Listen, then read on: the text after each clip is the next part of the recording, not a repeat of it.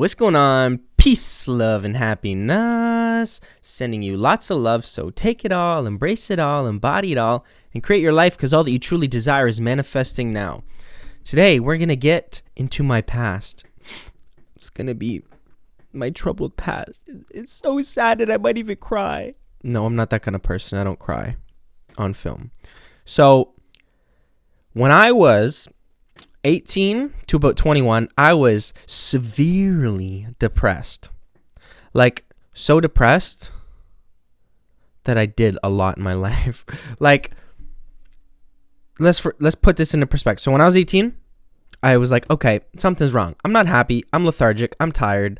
I can't get up any day. Nothing excites me. I don't have purpose. I feel purposeless. And that's where it started. I started going on antidepressants, which, by the way, you can't get hard on antidepressants. So when I was in that hookup phase, I couldn't get hard, and I had to apologize to a lot of women because I couldn't get hard, which didn't help my self-esteem.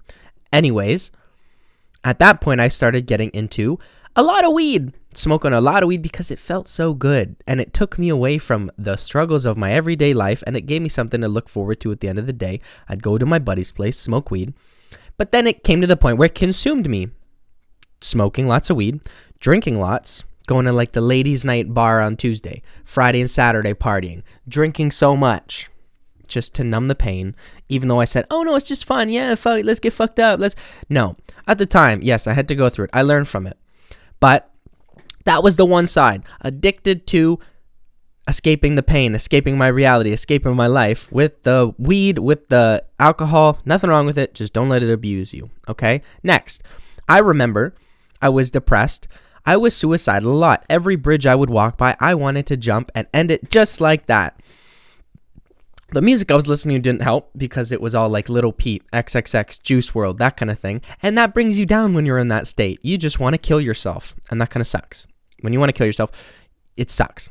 And it's not like you don't want to die. It's that you don't want to live in this world of you. Live in your pain, live with your trauma, live with your PTSD, live with the shit that you've been through, all this sadness, the broken hearts, that kind of thing. And it came to the point where one night my mom called the cops because I was suicidal and I had a knife. And I'm not in favor of cops that much because they kind of take control of their power. So I ended up walking out of my house and there was a bunch of cops out front talking to my mom. And I was like, oh, because I'm suicidal. So I started running because I'm terrified. I don't want something to happen. And then I ended up stopping. I put my hands up. I'm like, no, I'm good. They tackled me, beat me down, maybe punched me or kicked me a few times. Treat you like shit. Treat you like you're a criminal. And I had to work through that with like, not every cop's bad, but a lot of them have that power trip. I was suicidal. I'm not a fucking criminal until I had the psychosis and broken ender. But still, that was a rough experience. And that happened twice, I believe. And then where I had to go to the hospital and they're like, they let you go the next day. And it's like, well, I'm fucking suicidal. It's like, yeah, I don't like the hospital. I don't want to be on prescriptions. I'm sad. I need someone to talk to, some shit like that. And I had to work through this shit myself. I had nobody that could help me professionally. I'm in therapy now, but nobody at the time. It was me. It was a me thing. And I still never learned at that time. I was still smoking, partying, treating myself like shit. At one point I put cigarettes out on my hand. It was that bad. And the addictions became worse. I was, like in the winter especially, when I get that seasonal affective disorder, get sad, it's dark, I'm in my basement, and I don't have weed. I was in the fucking fetal position, crying, begging my mom to buy me a gram of weed because I was so depressed and I needed it to live at that time. My survival was on smoking weed. And then when she brings the weed, I'm like, I took it out of my bong, and I'm like, I feel so happy now. Those were the worst fucking days of my life. I'm grateful they happened because I have that fucking wisdom of that's not what I want to be. I don't want people to be depressed. You know how shitty it feels to be depressed, unwanted and outcast. Nobody wants you in their life. Nobody's really giving that reciprocated energy that you're giving, and you care so much. You're an empath. You have empathy for everybody else except yourself.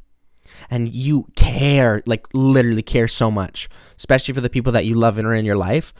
But it's not the same because your heart's just more bigger. Like your heart's bigger than theirs. They got like the same size, physically, but like you can hold so much more love because you've been through so much more shit, and you can utilize that and have compassion for others and have that empathy, right? tough days. You know, like literally, I didn't see light in any fucking point of my life. I was going down a hill I did not want to go down. Drugs, alcohol, abuse, addiction, escapism, treating women how they shouldn't really be treated on that kind of level. And that's where my psychosis kicked in. And now I'm a changed man. I'm a lover. I'm a lover boy. No, like, that was an eye-opening experience. It was like a spiritual awakening, an awakening. Switch your fucking life around, Scott, or else you're going to die. That kind of thing. And I'm glad it happened. I'm grateful every single experience of that happened because it's made me stronger.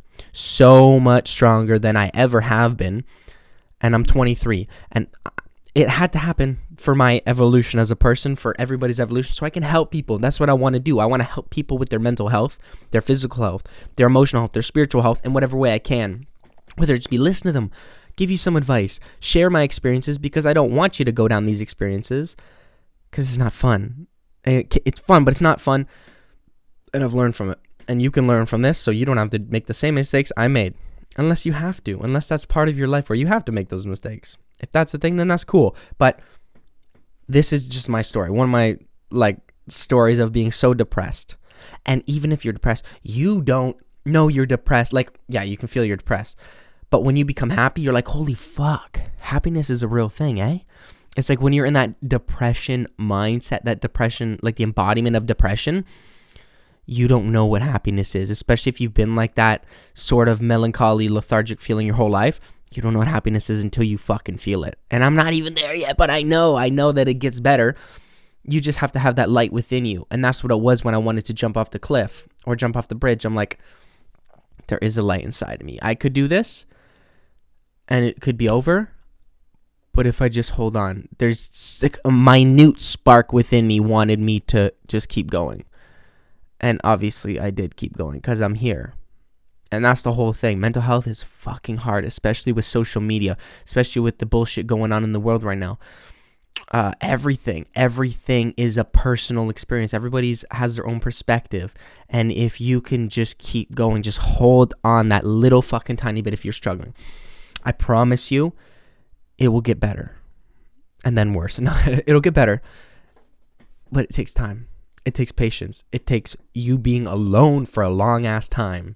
Whether it be in romantic relationship, whether it be in general. I wouldn't fucking talk to people for almost a year and a half. Barely. I had to do my own work. Nature, meditation, smoking weed, watching fucking self-help, self-development videos until I realized I can do this. It takes that discipline. It takes the patience and time. It takes hard work, smart work, dedication, perseverance. But it's worth it. Okay? With that being said, if you like the video, give it a thumbs up. Comment down below something that you took out of this video, or DM me on Instagram. It's in the comment, the bio, whatever. Yeah, the bio. It's Scott_Vlad, and DM me. Seriously, I have that time and space where I can hold space and energy for people that are genuinely going through a depression, a suicidal phase in their life. So I'm here for you, all right? And you are cared about. I care about you. So like I said, message me, all right? And if you want to subscribe, click. I want to reach as many people as I can because nobody wants to be going through this shit alone, all right? And I'm your friend. I'm your lover, all right? Thanks so much. I'm Scott Vlad. Peace.